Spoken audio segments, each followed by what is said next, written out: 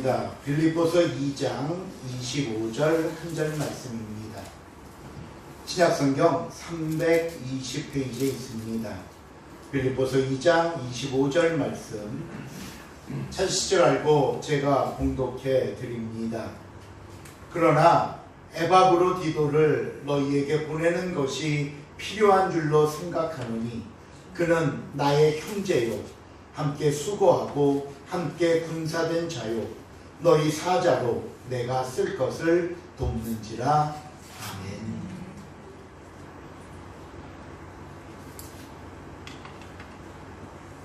지난 시간에 사도 바울이 왜 디모데를 보내려고 했고 또 왜 디모데뿐이라고 했는지에 대해 살펴보았고요. 오늘은 지난 시간 예고해 드린 대로 에바브로디도에 관한 말씀을 드리려고 합니다. 우리도 어떤 이름의 뜻이 좋거나 당시 시대 속에 유행하는 이름이 있으면 자녀의 이름을 따라 짓는 경향이 있는데 이 에바브로디도라는 이름의 뜻은 보석과 같은 사람, 또 매력 있는 사람이어서 그랬는지 당시 로마 제국 안에 굉장히 흔한 이름 중에 하나였습니다. 그리고 이 에바브로디도라는 이름을 줄여 부를 때는 에바브라라고 불렀는데요. 당시 골로새 교회를 담임하고 있던 목회자의 이름도 에바브라였습니다. 그래서 학자들 사이에서는 이 에바브로디도와 에바브라가 같은 사람이다 라고 주장하는 사람이 있는가 하면 아니다. 에바브로디도는 지금 우리가 보듯이 빌립보 교회의 목회자고 에바브라는 골로새 교회의 목회자이니 다른 사람이다 라고 주장하기도 합니다. 하지만 당시 상황을 보면요, 교회 사정에 따라 한 사람이 몇 곳을 같이 맡아 목회하기도 했고요. 또 순회, 돌아다니는 순회 전도자처럼 옮겨 다니면서 목회했던 예도 있었기 때문에 정확하게 같은 사람, 다른 사람 말하기는 어렵고요. 다만 우리가 여러분이 골로새서나 오늘 빌립보서를 보실 때 때로는 설명 중에 같은 사람이다 또는 다른 사람이다 라고 나오면 이런 내용 때문에 그렇게 이야기하는구나 라는 정도로 이해하시면 되겠습니다. 자, 그럼 이제 오늘 본문에 나오는 에바브로디도는 어떤 사람인가? 그에 대한 설명이 25절에 나오는데 우리 25절을 다시 한번 읽어보겠습니다. 시작. 그러나 에바브로디도를 너희에게 보내는 것이 필요할 줄로 생각하노니 그는 나의 형제여 함께 수고하고 함께 군사된 자요 너희 사자로 제가 쓸 것을 돕는 자라. 우리는 이 25절 말씀을 통해서 두 가지 정보를 얻게 됩니다. 하나는 그 앞부분에 에바브로디도를 너희에게 보내는 것이 필요한 줄로 생각한다 라고 해서 빌립보 교회에 에바브로디도를 보내겠다는 것과 두 번째는 그 뒤에 그는 나의 형제요 라고 시작되면서 에바브로디도가 누군가를 소개하는 모습입니다. 자, 그럼 먼저 에바브로디도를 먼저 보내겠다는 것은 무슨 의미인가? 우리가 지난 시간에 보았듯이 바울의 계획은 디모데를 보내는 것이었습니다. 그런데 오늘 본문으로 넘어와서 갑자기 그러나라는 말씀으로 이어갑니다. 그러면 이 25절 제일 앞에 말하는 그러나가 가리키는 것은 무엇인가? 바로 우리가 지난 시간에 살펴봤던 디모데를 보내려는 계획을 다시 한번 언급하는 겁니다. 그래서 내가 디모데를 보내려고 했지만 다시 생각해보니 디모데보다는 에바브로디도를 먼저 보내는 것이 좋겠다는 생각이 들었다는 겁니다. 갑자기 생각이 바뀌게 된 이유가 뭔가? 이제 26절부터 그 설명이 나오는데요. 26절입니다. 시작. 그가 너희 우리를 간절히 사모하고 자기가 만든 것을 너희가 기는 줄 알고 심히 근심하니라. 바울이 옥에 갇혀 있다는 소식을 들은 빌립보 교회와 성도들은 바울을 걱정하는 마음과 함께 선교비를 모아서 에바브로디도 편에 바울에게 보냈지요. 에바브로디도는 바울을 만나 교회의 안부와 선교비를 전달하고 나서 곧바로 다시 교회로 돌아간 것이 아니라 바울 곁에 머물면서 바울의 시중을 들고 바울을 도왔습니다. 그런데 그만 그러다가 에바브로디도가 병이 납니다. 그 뒤에 27절 제일 처음을 보시면요, 그가 병들어 죽게 되었으나 라는 말씀이 나오는데, 이 표현은 뭐냐면 죽음에 아주 가깝게 이르렀다라는 표현으로 그저 간단한 감기나 금방 나을 수 있는 질병이 아니라 굉장히 중한 병에 걸렸음을 암시하는 내용입니다. 그러니 이 소식을 들은 빌립보 교회와 성도들의 마음이 어떠하겠습니까? 아유, 다른 사람 보낼 걸. 내가 괜히 우리가 에바브로디도를 병해서 그 약한 사람이 때로는 거기서 적응하지 못하고 병이 난 것은 아닌가? 교회는 교회대로 미안하기만 합니다. 또 자신이 병이 났기 때문에 안 해도 될 걱정을 하고 있는 교회와 성도들을 생각하니 에바브로디도 역시 미안하고 죄송하기만 했던 겁니다. 그런데 하나님께서 이런 에바브로디도와 성도들의 마음을 아시고 긍휼과 은혜를 베풀어 주셨는데 그게 27절입니다. 시작. 하나님이 그를 긍휼히 여기셨고 그뿐 아니라 또 나를 긍휼히 여기사 내 근심 위에 근심을 당하게 하셨노라. 하나님께서 이 모든 사람들의 마음, 미안해하고 걱정하는 그런 마음과 그를 위해 기도하는 모든 것들을 긍휼히 여기셔서 에바브로디도를 죽음에서 건져주시고 살려주셨다 말씀합니다. 자, 이제 이렇게 해서 에바브로디도가 생명을 얻고 건강을 회복했는데, 그렇다면 이제 바울과 에바브로디도 입장에서 어떻게 하면 좋을까요? 다른 말로 아직도 이 사실을 계속 모르고 걱정하고 기도하고 있을 교회와 성도들을 위해 하루속히 감사하고 이 기쁜 소식을 전해야 되지 않겠습니까? 그렇지 않으면 계속 걱정만 하고 있을 거 아니에요. 그렇다면 누가 가서 전하면 가장 안심하고 기뻐할까? 28절입니다. 시작. 그러므로 내가 더욱 깊이 저를 보는 것은 너희 영혼을 다시고 기뻐하게 하여 내 근심으로 말미암아 우리가 지난 시간에 살펴봤던 디모데가 가는 것보다, 또 다른 그 누가 가는 것보다 에바브로디도가 직접 가서 건강한 모습도 보이고 성도들의 기도와 걱정에 감사를 전하는 것이 최고이지 않겠느냐 하는 겁니다. 그러면서 이 에바브로디도 편에 오늘 우리가 살펴보고 있는 이 본 편지인 빌립보서를 빌립보 교회에 전달했던 겁니다. 우리가 이 모습 속에서 함께 눈여겨보아야 할 모습이 있습니다. 여러분, 에바브로디도가 병들었다는 소식에 미안해하고 안타까워하는 성도들의 마음과 기도가 있었습니다. 또 자신이 아픈 것보다도 자신을 위해 걱정하고 있는 성도들을 더 염려하는 목회자의 마음이 있었습니다. 이런 아름다운 관계, 이런 영적인 돌봄과 기도가 하나님의 긍휼하심을 얻어 기적을 일으키게 됐던 것입니다. 왜?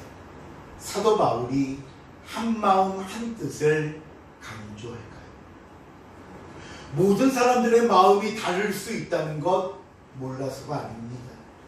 무조건 그저 하나를 만들어야겠다는 바울의 고집 때문도 아닙니다. 바로 오늘 빌립보 교회의 성도들과 에바브로디도처럼 아름다운 관계를 만들고 기적을 만들 수 있는 것은 한마음 한뜻에서만 나올 수 있기 때문입니다. 바라기는 우리 예드림 교회와 성도들도 한마음 한뜻이 될 수 있기를 바랍니다. 서로 아끼고 사랑하는 영적인 교제가 풍성할 수 있기를 바랍니다. 중보 기도와 도움이 풍성한 교회가 될 수 있기를 주님의 이름으로 부탁을 드립니다. 이렇게 해서 에바브로디도를 먼저 보내는 이유를 설명한 바울은 두 번째로 그가 어떤 사람인가를 설명합니다. 다시 25절로 갑니다. 25절 다시 한번 또 읽어볼까요? 시작. 그러나 에바브로디도를 너희에게 보내는 것이 필요한 줄로 생각하노니 그는 나의 형제여 함께 수고하고 함께 은사된 자요 너희 사자로 내가 쓸 것을 돕는 자라. 바울은 에바브로디도에 대해서 5가지 설명을 합니다. 나의 형제요, 나와 함께 수고한 사람이요, 나와 함께 군사된 자요, 너희 사자요, 내가 쓸 것을 돕는 자라. 여러분, 빌립보 교회와 성도들이 에바브로디도에 관해 모를까봐 이런 설명을 할까요? 아니죠. 이는 그들의 목회자입니다. 이미 함께 생활했고 충분히 알고 있다고 여기는 사람입니다. 그런데 왜 이렇게 설명을 하느냐? 그 이유를 29절에 보면 바울이 설명을 마치고 성도들에게 이런 부탁을 하는데, 이러므로 너희가 주 안에서 모든 기쁨으로 저를 영접하고 또 이와 같은 자들을 존귀히 여기라 라고 말합니다. 더 자세하게 알아서 소중하게 여기는 마음을 가지라는 겁니다. 그의 장점을 알고 그의 뛰어난 점을 알아 인정해 주라는 것입니다. 우리가 누군가를 안다고 할 때 기억해야 할 것이 있습니다. 그저 그 사람 얼굴 기억하고 그 사람 이름 정도 안다고 해서 알고 있다고는 말할 수 없을 겁니다. 최소한 상대방 내면의 마음을 이해할 때 비로소 알고 있다고 말할 수 있습니다. 그 사람을 존중하고 그 사람을 소중히 여길 수 있을 때 역시 우리는 그를 안다고 말할 수 있을 것입니다. 그렇다면 에바브로디도는 어떤 사람이었는가? 첫째로 바울은 그를 가리켜 나의 형제라고 했습니다.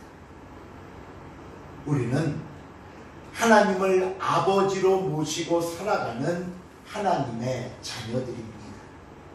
그러기에 모든 성도는 한 하나님을 섬기는 형제요 자매이며 우리의 모임은 가족입니다. 그리고요, 이 나의 형제요라는 이 말씀은 단순히 성도와 성도들 사이의 관계만을 규정짓는 말씀이 아니라 우리가 자녀로서 교회를 어떻게 생각해야 하는가를 가르쳐주는 말씀이기도 합니다. 생각해 보세요. 하나님의 자녀들이자 하나님의 가족인 성도들에게 과연 교회는 어떤 의미의 장소가 될 수 있을까? 이것은 그저 단순히 모여 예배드리기 위한 공간만은 아니라는 겁니다. 그럼 뭐냐? 하나님의 자녀들이 모여있는 영적인 가정이 되는 것입니다. 가정이에요. 저와 여러분은 내 아버지의 집에 들어와 아버지가 주시는 영혼의 안식을 얻습니다. 말씀과 기도를 통해 아버지께서 베푸시는 영의 양식을 공급받습니다. 그리고 다시 세상에 나가 내게 주어진 사명을 감당할 수 있도록 나를 무장하고 훈련하고 재충전하는 곳이 바로 교회여야 합니다. 그래서 성도들은 가족이고 교회는 내 아버지의 집이자 영적인 가정이라는 사실을 잊지 마시기를 바랍니다. 두 번째로 함께 수고하는 동역자라고 고백합니다. 이 말씀은 주님의 일을 위해 함께 고생하는 사람이다 라는 말입니다. 함께 수고하는 사람. 저는요 성도들을 가리키는 많은 표현들 가운데 특별히 지체라는 말을 좋아합니다. 지체는 왜 하나의 몸 안에 각자 자신의 책임을 다하고 있는 신체들을 의미하는 거잖아요. 나 하나 잘한다고 자랑할 필요도 없고 혼자 훌륭하다고 말할 필요도 없습니다. 여러분 축구 선수를 한번 보세요. 축구 선수가 잘한다고 우리가 그의 발을 잘한다고 칭찬합니까? 아니요. 그 발을 칭찬하는 게 아니라 그 사람을 칭찬하지 않습니다. 마찬가지입니다. 교회 속에서 우리의 모습도 이와 같습니다. 함께하는 일이 대부분이지만 때에 따라 어떤 일은요 정말 나에게 주신 특별한 재능이나 은사를 통해 처음부터 끝까지 나 혼자 다 해야 하는 일도 있습니다. 그러나 그렇다고 해서 내가 하는 것이 아닙니다. 하나님께서 허락해 주시고 하나님께서 할 수 있도록 은혜 주시는 겁니다. 성도들의 기도와 성도들의 협력이 그 일을 할 수 있는 응원과 힘이 되는 것입니다. 그러므로 여러분 항상 주님의 일을 앞에서 겸손할 수 있기를 바랍니다. 모든 일을 하나님의 은혜와 감사함으로 감당할 수 있기를 바랍니다. 이것이 성도의 올바른 자세로 하나님께 영광이 된다는 사실을 우리가 잊어서는 안 될 것입니다. 세 번째, 바울은 에바브로디도를 가리켜 나와 함께 군사된 자라고 설명합니다. 우리는 예수 그리스도를 따라 영적인 전쟁에 참여하고 있는 군사들입니다. 로마가 세계를 제패할 때 밀집 대영이라는 전법으로 승리를 거두었습니다. 여러분 그림을 보시면요 일렬로 서서 방패를 나란히 정렬해 앞을 든든히 가로막는 전술이 밀집 대형이라는 겁니다. 이 대형은 미국의 독립전쟁 때까지 사용될 정도로 아주 특출한 전술 중에 하나로 손꼽히던 내용이었는데요. 그 방법은 이렇습니다. 군인들이 쭉 서서 이 대형을 이루고 있다가 내 옆에 있는 전우를 향해 화살이나 창이 날라오면 내 한 손에 들고 있는 창으로 방패를 가지고 그것을 막아주고 또 내 다른 한 손에 있는 창이나 칼로 그것을 쳐서 떨어뜨리는 방법입니다. 그런데 나에게 날라오는 것이 아니니까 나와는 상관없으니까 하고 내 옆에 전우가 쓰러지는 것을 그냥 보고만 있으면 그 쓰러진 한 사람 때문에 전체 대형의 균열이 생기고 결국은 대열이 흐트러지면서 전체가 무너지고 마는 겁니다. 교회도 마찬가지입니다. 때로는 내 옆에 성도가 시험 들어 낙심하고 있을 때, 때로는 여러 가지 일로 힘들어하며 자꾸 신앙의 길에서 낙오하려고 할 때, 때로는 하나님께 범죄함으로 치명상을 입고 쓰러질 때 우리가 저와 여러분이 돌보지 않는다면, 우리가 그들을 붙들어 세워주지 못한다면 그것은요 그 사람 혼자만의 일이 아니라 우리라는 공동체라는 전체 속에 균열이 생기는 것이고, 그 균열은 결국 우리 교회를 흔들리게 만드는 것입니다. 여러분, 아마 우리 군대 갔다 온 남자들은 알 겁니다. 함께 군사되었다는 이 전우라는 말은 서로의 생명을 맡기고 의지하고 함께 싸우는 사람들을 의미하는 겁니다. 넷째로, 바울은 빌립보 교회를 향해 너희의 사자라고 했습니다. 이 사자라는 말은요, 보냄을 받은 자, 우리가 보통 사신이라고도 하듯이 보냄을 받은 자라는 의미입니다. 대부분 이 단어를 번역할 때 이 사자라는 표현은 예수님의 12 제자인 사도로 대부분 번역을 했고요. 오늘 에바브로디도는 사도는 아니다 보니까, 12 제자는 아니다 보니까 단어 그대로 사자라고 번역을 했습니다. 그리고 이 사자라는 단어가 오늘에 와서는 일반적으로 목사, 목회자를 의미하는 말로 사용되기도 합니다. 이거는 그냥 일반적으로 성도들의 표현 중에 하나인데요. 가끔 말을 하거나 대표 기도할 때, 이제 목사님을 위해 기도할 때 지칭하면서 주의 종이라는 표현을 쓰는 분들이 있습니다.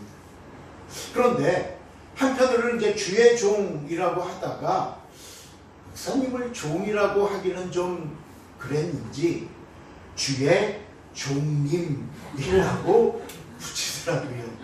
제가 직접 들었습니다, 옛날에. 뭐 여러분 아시지만 종은 님자 안 붙입니다. 붙이면 뭐 농자 정도 붙이지. 이 주의 종이라는 표현은요, 성도들이 목사를 가리킬 때 쓰는 표현이 아니라 목사가 하나님 앞에서 자신을 낮춰 부를 때 쓰는 표현입니다. 그럼 성도들은 뭐라고 하면 되느냐? 그냥 뭐 목사님 이렇게 하시든지, 아니면 오늘 본문에 나오는 주의 사자라는 정도로 하시면 무난합니다.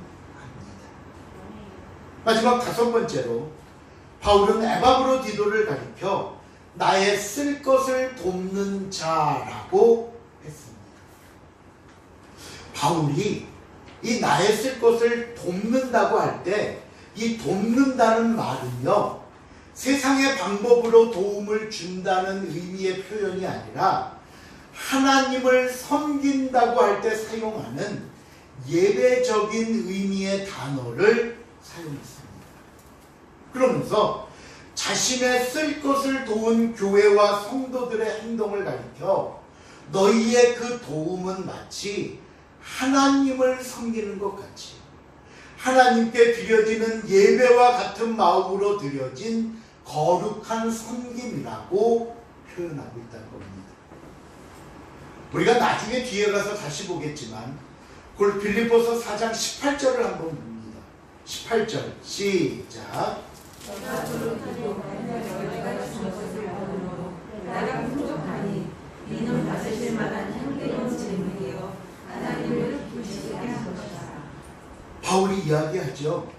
나를 도운 것은 나 개인을 도운 게 아니라 하나님이 받으시는 향기로운 제물이요 하나님을 기쁘시게 한 것이다 라고 말합니다.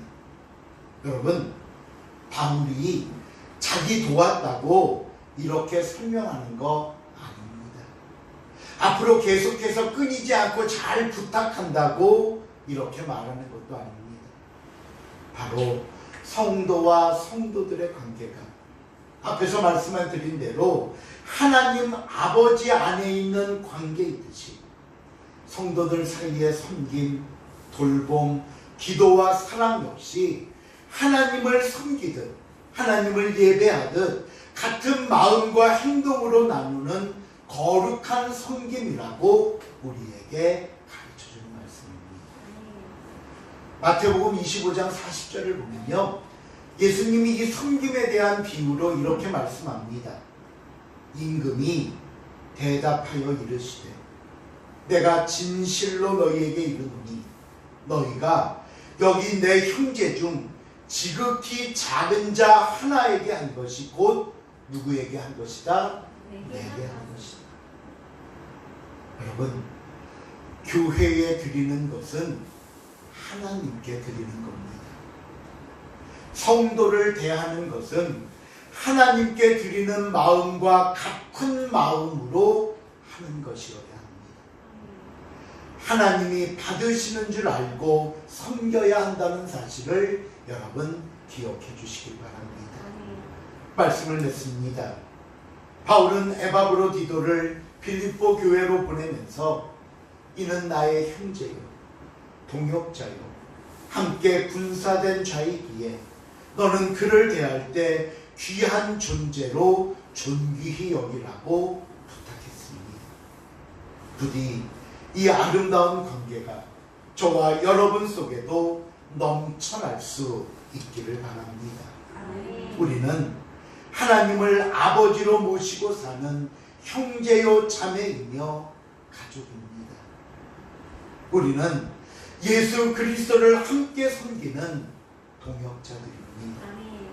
우리는 치열한 영적 전쟁 속에서 내 생명을 맡기고 의지하며 함께 싸워야 할 전우들입니다. 우리가 이런 마음과 행동으로 순종할 때 저와 여러분에게 베푸시는 긍휼과 기적이 있음을 다시 한번 깨닫고 교회를 위해 성도들을 위해 수고하며 애쓰는 저와 여러분이 될 수 있기를 다시 한번 주님의 이름으로 부탁을 드립니다. 기도하시겠습니다. 하나님 감사합니다. 우리에게 허락하신 사랑하는 성도들, 그리고 이렇게 모여 예배드리며 교제하며 하나님의 자녀로서 살아갈 수 있도록 허락하신 교회를 우리가 받았음에도 불구하고, 허락하셨음에도 불구하고 때로는 그 소중함을 모르고 그 귀함을 모르고 살아갈 때가 너무나도 많습니다. 하나님, 우리의 삶과 마음과 예배와 섬김 속에 이것이 얼마나 소중한 것인가를 다시 한번 깨닫게 하시고, 그러게 더욱더 기도하며 섬기며 함께하며 한 마음 한 뜻으로 나아갈 수 있는 우리의 모습 되게 하여 주시옵소서. 감사드리오며 예수님의 이름으로 기도하옵나이다. 아멘.